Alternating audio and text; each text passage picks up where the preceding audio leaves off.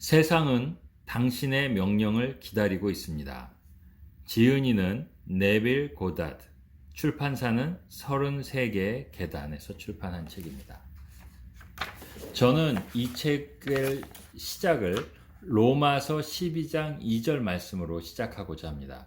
오직 마음을 새롭게 함으로 변화를 받아 Be transformed by the renewing of your mind. 본론으로 들어가겠습니다.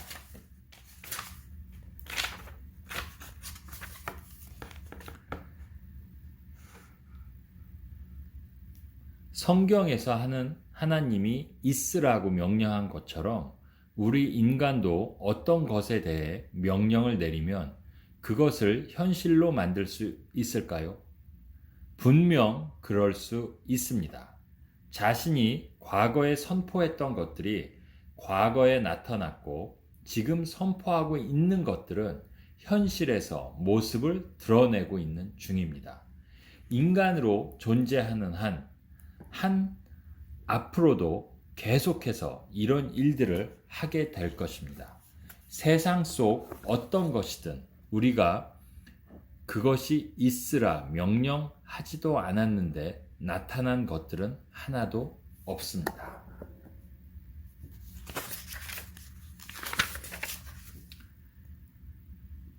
요한복음 11장 25절 말씀, 나는 부활이요 생명이다.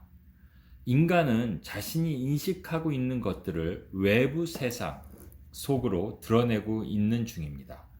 자신을 속박 속에 매이게 하든지 한없이 자유롭게 만들든지 그 선택은 오직 자신에게 달려있기에 인식하고 있는 것에 생명을 주는 이 진리는 인간에게 자유를 줄 수도 있고 속박을 줄 수도 있습니다. 인간이라는 관념보다 여러분은 생각하는 자로서 보다 위대한 존재로 남아 있습니다. 누가복음 17장 21절, 어떤 이들이 다가와 이쪽에 있다, 저쪽에 있다 라고 말하거든 그 말을 믿지 말라. 하나님의 왕국은 그들 안에 있기 때문이라. 원하는 존재가 된 것을 자연스럽게 느낄 수 있는 의식의 상태까지 올라가 있는 것을 여기에서 선포하라고 표현했습니다. 그래서 다시 태어나야만 한다는 말뜻을 이제 이해하실 수 있을 것입니다. 만약 여러분이 현재 상태가 마음에 들지 않는다면 유일하게 이 상태를 변화시킬 수 있는 방법은 실제처럼 여러분에게 다가오는 현재의 상황들에서 의식을 제거하고 여러분이 원하는 상태까지 의식을 들어 올리는 수밖에 없습니다. 여러분은 두 명의 주인을 섬길 수 없습니다. 그래서 하나의 의식 상태에서 다른 의식 상태로 옮겨가는 것은 옛것에게는 죽음을 선언하는 것이고 새로운 것에는 생명의 숨을 불어 넣는 것입니다. 하나님에게 갖게 해달라고 애원하는 것을 더 이상 기도라고 말하지 않을 것이고 지금 원하고 있는 존재가 이미 된 것처럼 여러분 자신을 인식하는 것을 기도로 생각할 것입니다. 예를 들어 자신이 가난하다고 인정하면서 하나님에게 부를 가져다 달라고 기도한다면 스스로를 가난하다고 인식하는 꼴이 되기 때문에 그 기도가 가져다 줄 것이 가난밖에 없습니다. 성공적인 기도는 애원이어서는 안 되고 자신을 새롭게 주장하는 것이어야 합니다. 만약 부유해지기를 원한다면 지금 여러분의 감각이 가난하다고 전해주는 증거들을 거부한 채 가난하다는 인상들에 완전히 등을 돌려야 합니다. 그리고 부유하다는 것을 사실로 받아들이십시오. 성경에선 이렇게 말합니다. 마태복음 6장 6절, 그대가 기도할 때 골방 안으로 들어가 문을 닫아라. 그러면 은밀한 곳에서 보고 계시는 그대의 아버지께서 그것들을 그대에게 숨김없이 줄 것이시다. 문을 닫는 것은 내가 현재 인식하고 있는 것들을 닫고는 내가 원하는 상태가 되었다고 주장하는 것입니다. 이런 나의 주장들이 확신에 이르게 된다면 그때 내 주변에는 주장하던 것들에 대한 증거의 열매들이 열리게 될 것입니다. 어떠한 이것들이 이루어질 것인가에 대해서는 묻지 마십시오. 인간은 그 길을 알지 못합니다. 즉, 이루어진 어떤 것들도 바라던 것이 어떻게 나타나는지에 대해 알지 못합니다.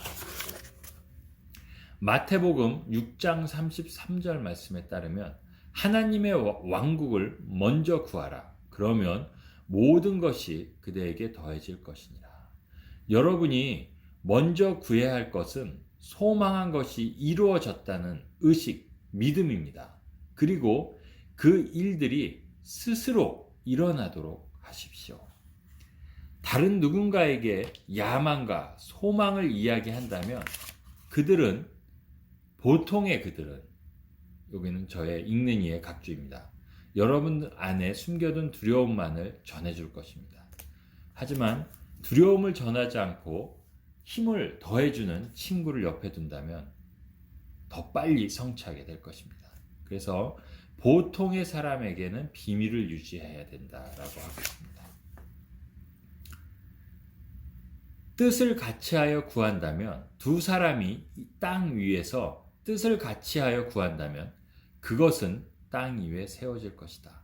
바로 의식과 이루어지고자 하는 것 사이에 이루어진 동의입니다.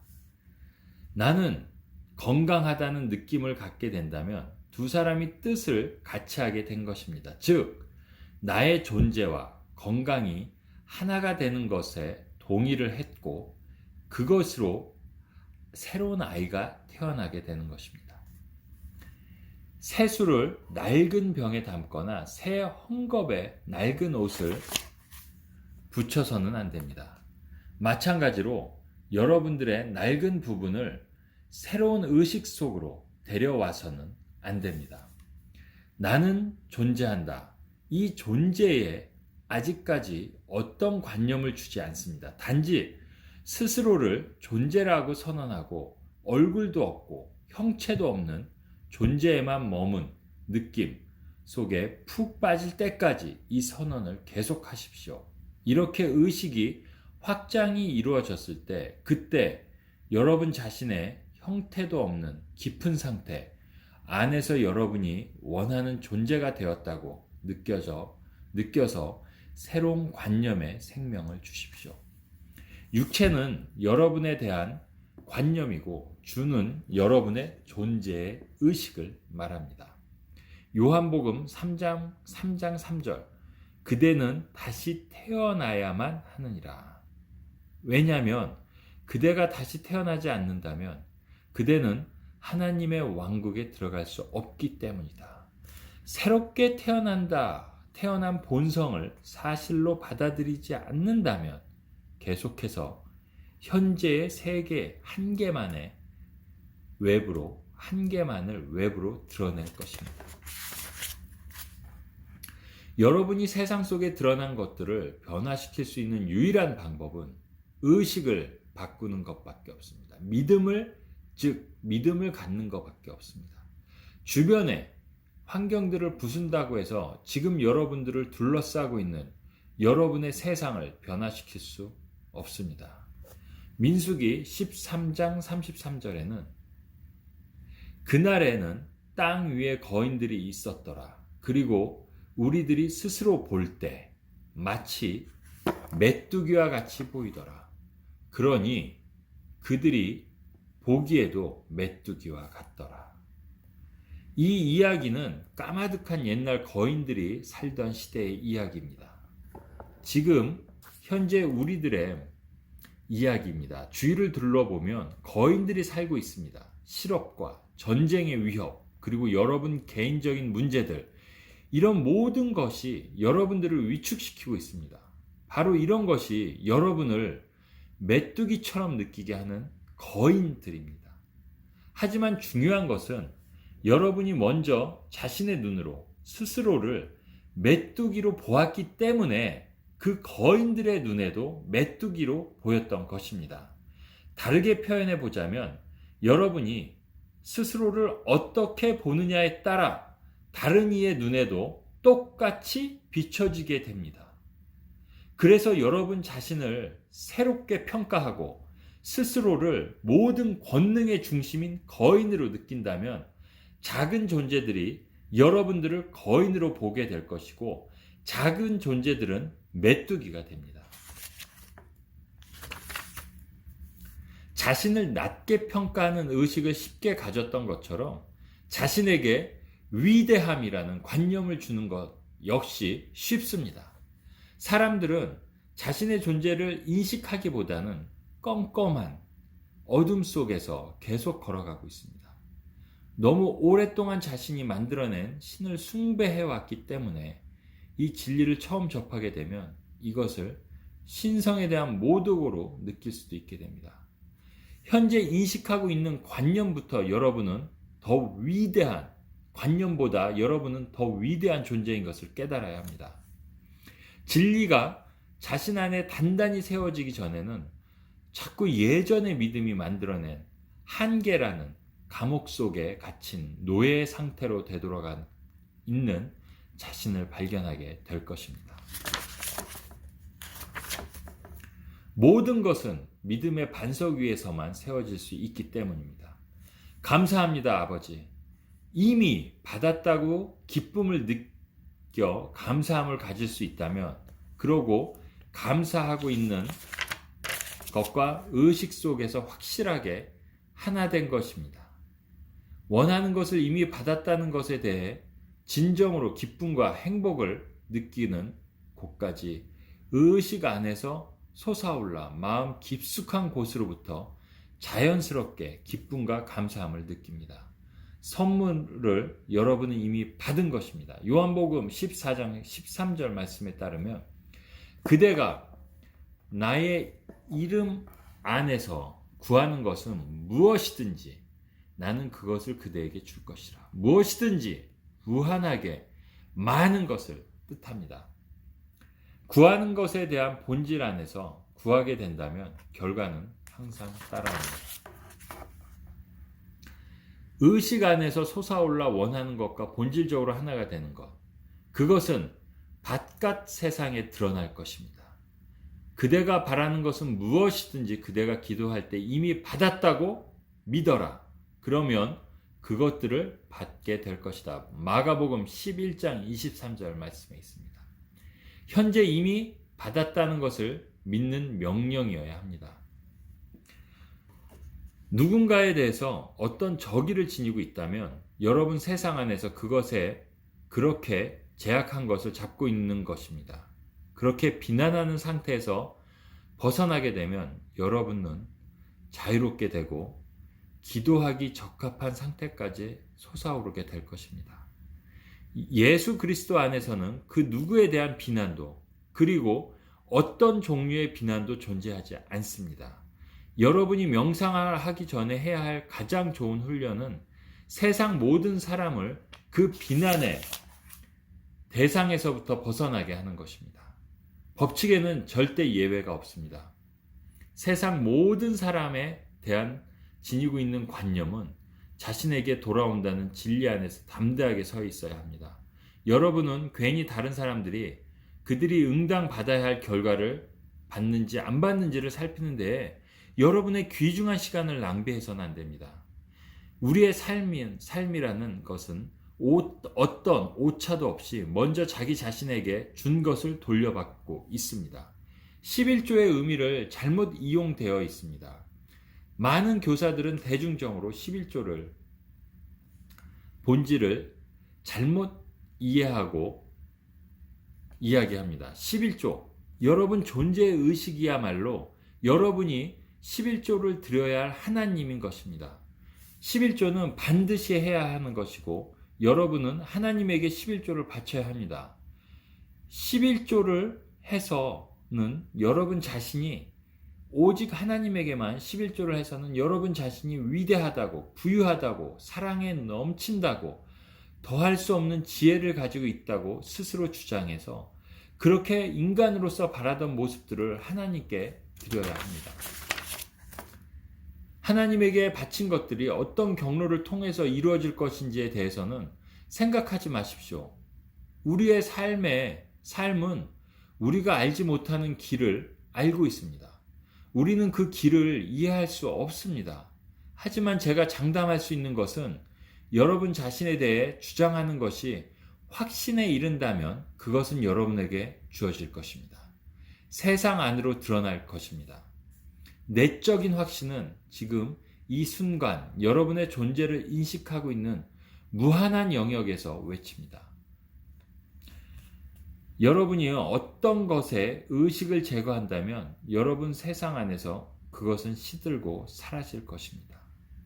지금 여러분을 둘러싼 문제들이 여러분의 눈에는 정말 현실적인 것처럼 느껴지겠지만 이 문제를 해결하기 위해서 해야 할 것은 단지 그것의 의식을 제거하는 것뿐입니다.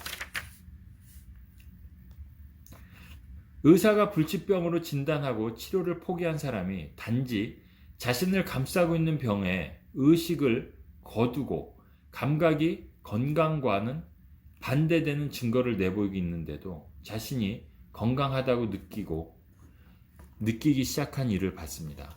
얼마 안 가서 이 불치병은 아무런 흔적도 남기지 않고 사라졌습니다. 자신은 스스로 제약한 것들이 외부 세계에 계속해서 모습을 드러낼 것입니다.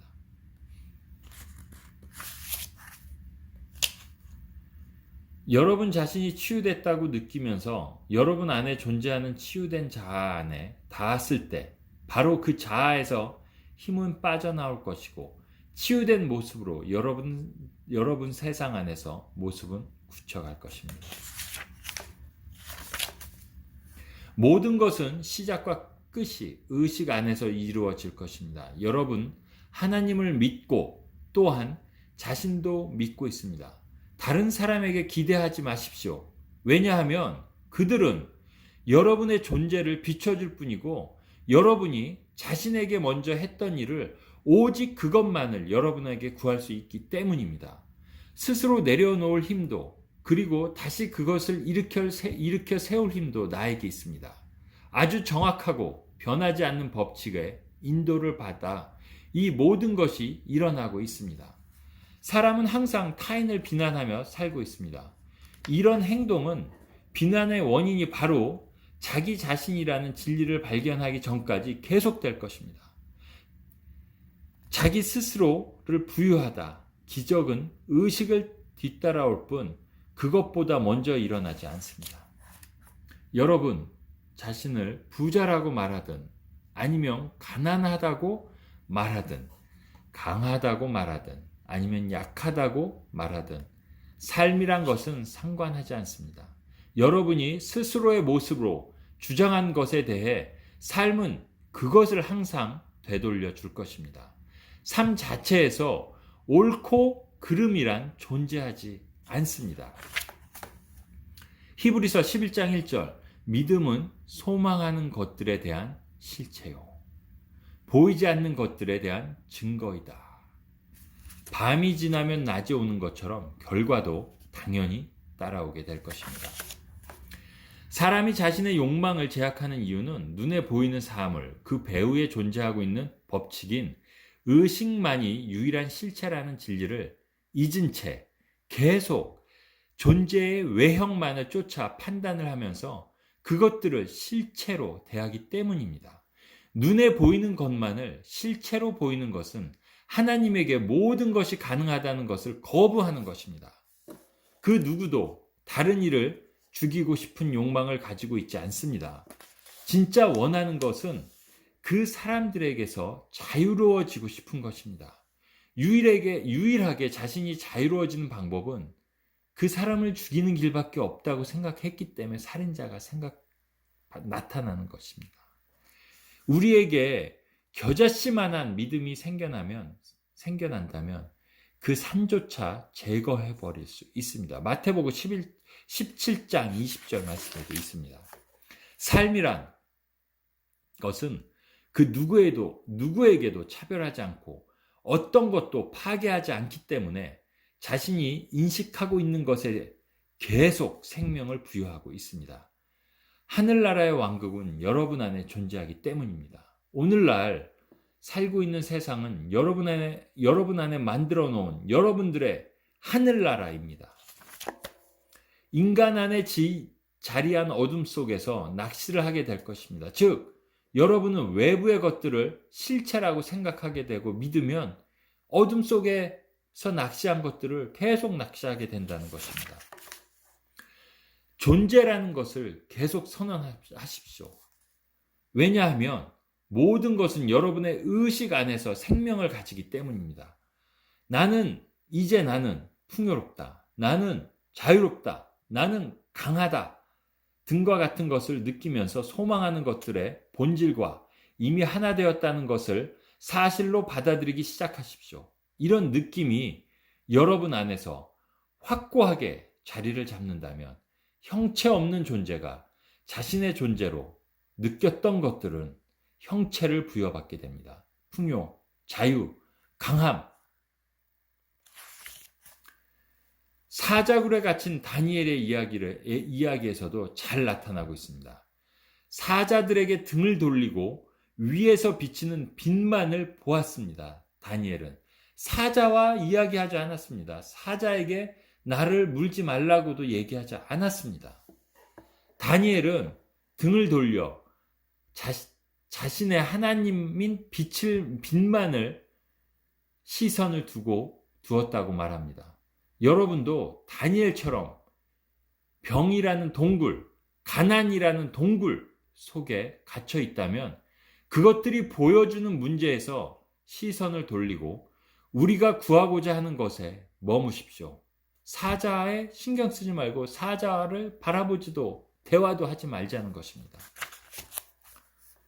즉, 여러분에게 아무것도 가진 것이 없고 가진 것이라고는 오히려 빚과 문제밖에 없다고 말하는 감각의 문을 닫아버리십시오. 여러분 내부에서 이 사실을 받아들여 모든 의심과 두려움이 사라진다면 그때 여러분 역시 그 과부처럼 삶의 빈 공간은 넘치는 풍요로 가득 채워질 것입니다. 기쁨을 느낄 수 있는 것은 시작은 아주 작더라도 그것에서 시작하여 기쁨을 느끼십시오. 여러분 자신이 인간에 불과하다는 한계의 그물에 걸려서는 진정 영광된 존재라는 것을 잊게 됩니다. 보이지 않는 것들에게 모습을 드러내라고 선포하십시오. 그러면 그것들은 반드시 모습을 드러낼 것입니다. 세상은 여러분의 명령을 기다리고 있습니다.